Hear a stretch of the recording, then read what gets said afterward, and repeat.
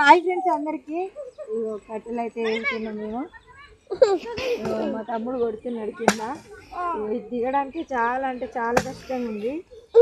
మా పిల్లలు కూడా వచ్చింది సండే కదా, సెలవులు ఉన్నప్పుడల్లా తోటలోకి వస్తారు.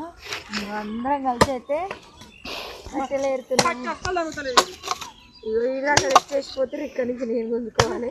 భయమే అవుతుంది. కింద పడితే అట్లుంది. ఇప్పుడు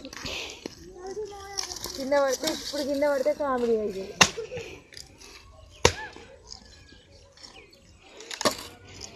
దిగక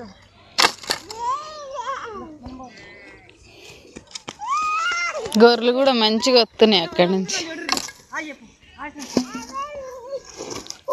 జారిపడే